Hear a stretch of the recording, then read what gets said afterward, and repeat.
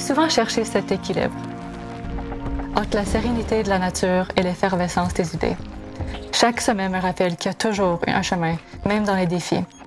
Et chaque livre que j'ouvre est une promesse, celle d'aller plus loin, de construire quelque chose qui a du sens. Peut-être que la force n'est pas dans ce qu'on trouve, mais dans ce qu'on choisit de chercher.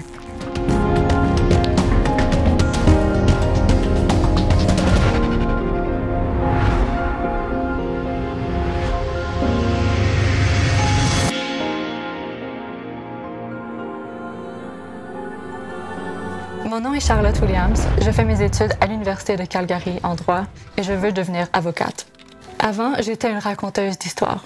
Derrière une caméra, je capturais des moments, des fragments de vie. Mais quelque chose me manquait, comprendre, vraiment.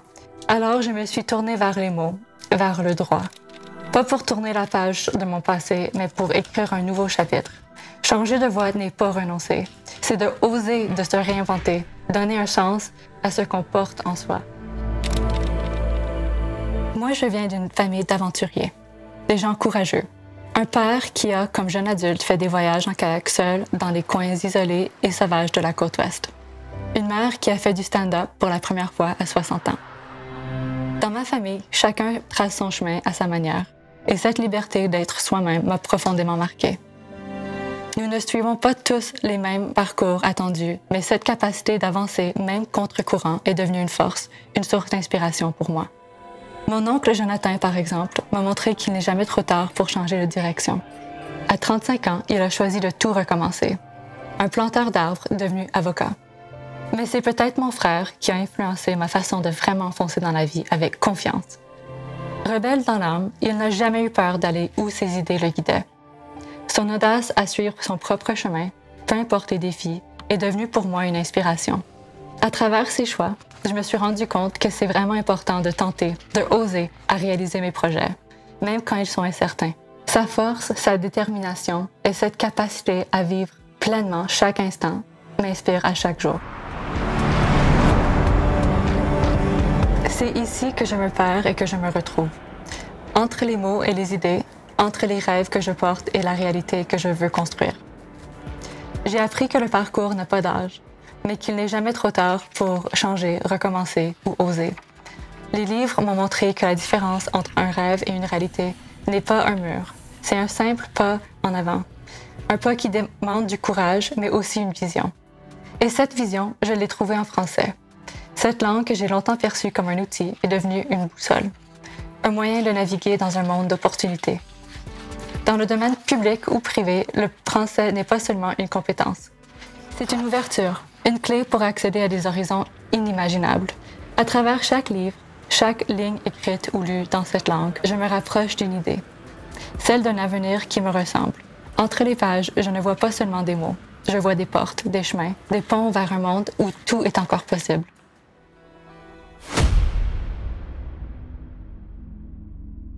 Quand je marche ici, le bruit du monde s'efface.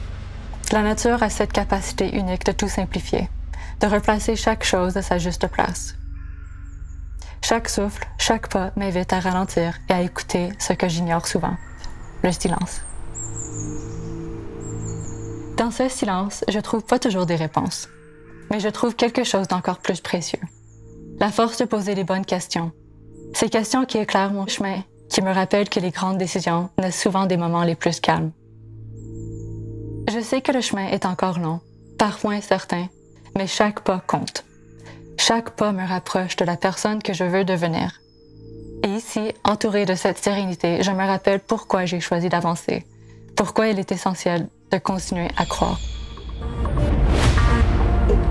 Quand je regarde cette ville, je vois un symbole de possibilité. Chaque bâtiment, chaque pont, chaque lumière me rappelle que l'avenir est vaste, qui s'étend dans toutes les directions, comme cette langue que je porte en moi, le français.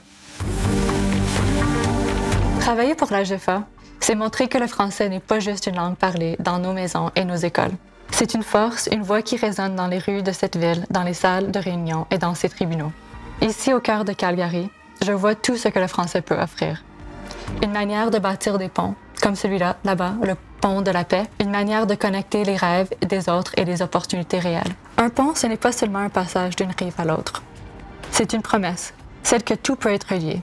Les rêves, les idées, les opportunités. Ici, au centre de ce pont, je comprends que chaque pas compte. Chaque mot construit un lien, chaque action ouvre un chemin. Le français, ce n'est pas qu'une langue. C'est une manière d'imaginer plus grand, de voir plus loin. Ce que cette langue m'a offert, c'est une force, celle de bâtir des connexions, d'ouvrir des horizons et de transformer des rêves en réalité. Aujourd'hui, je choisis de l'emporter avec moi. Non pas par devoir, mais parce qu'elle est une clé, une liberté, celle d'avancer vers un avenir sans limite.